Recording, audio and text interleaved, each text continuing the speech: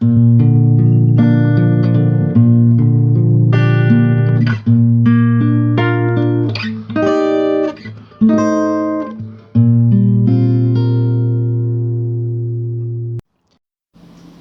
to today's podcast, a special episode featuring a very good friend of mine, Remy, creator of Celebrating Amazing Women, celebrating the life and deeds of women throughout history on their birthdays, available on Tumblr.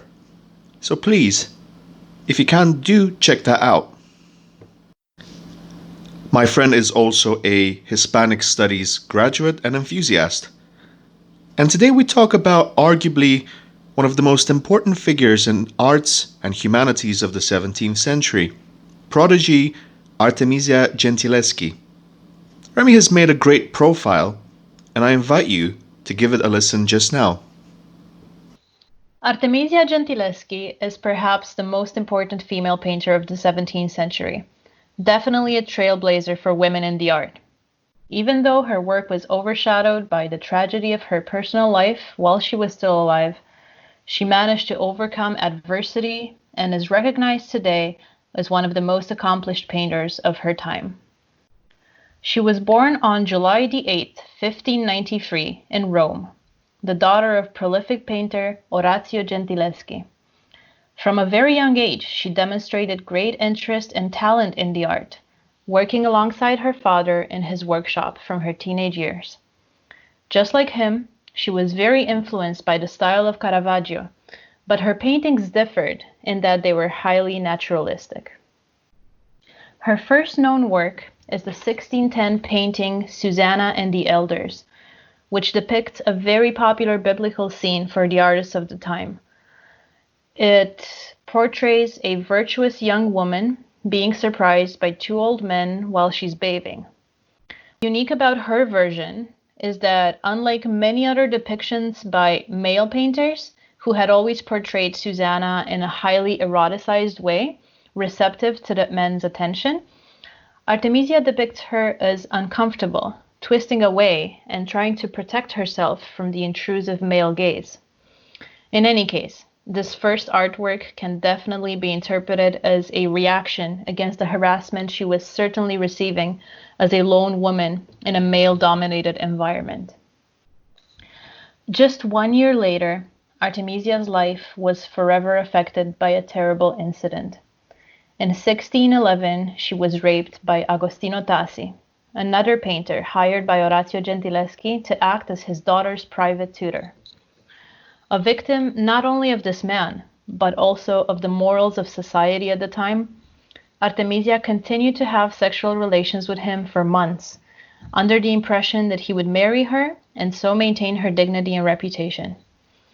It was only when it became clear that this would not happen that Orazio pressed charges against Tassi. The trial lasted 7 months and uncovered a number of horrible truths about Tassi. The verdict was that he would have to be exiled from Rome, but the sentence was never enforced. Meanwhile, Artemisia suffered immensely throughout the trial, not only because of her marred reputation, but even physically, as she was tortured with thumbscrews before her testimony was accepted as valid.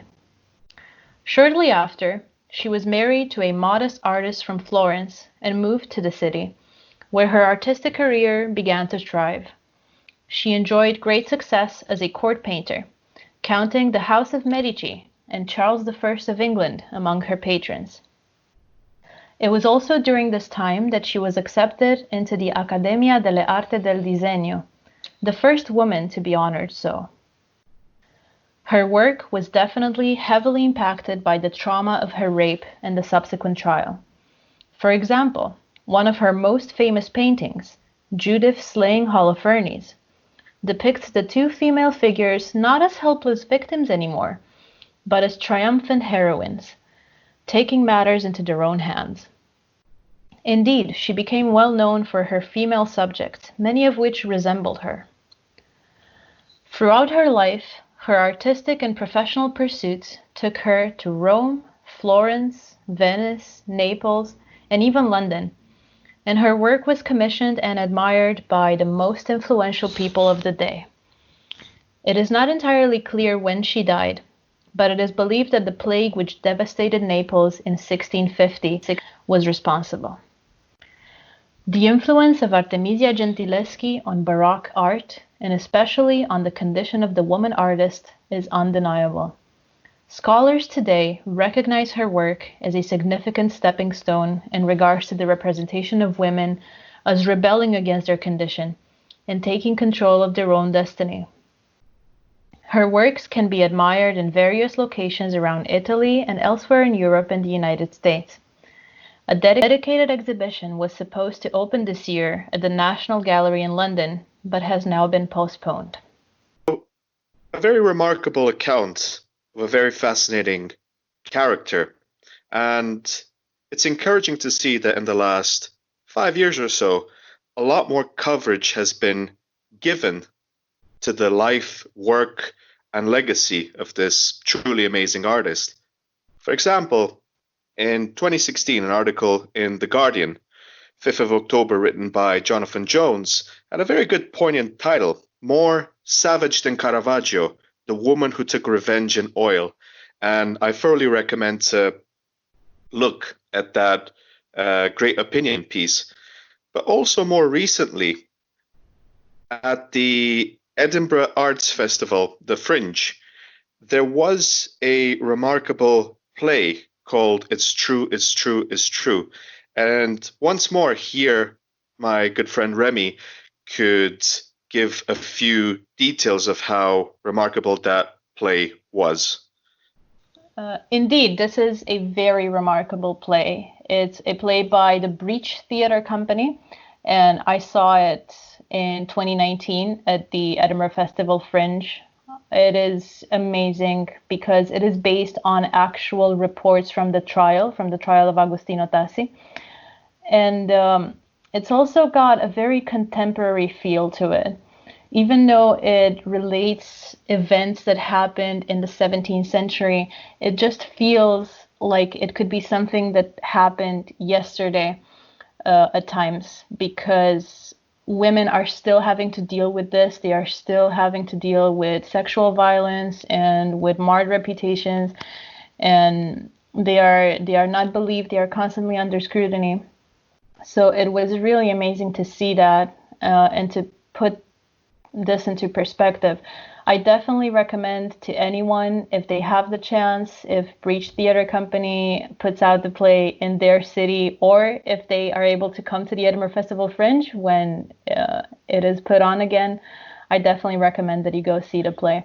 In the meantime, you can check out my review of the play, which I saw last year, so that will be in the notes for this episode.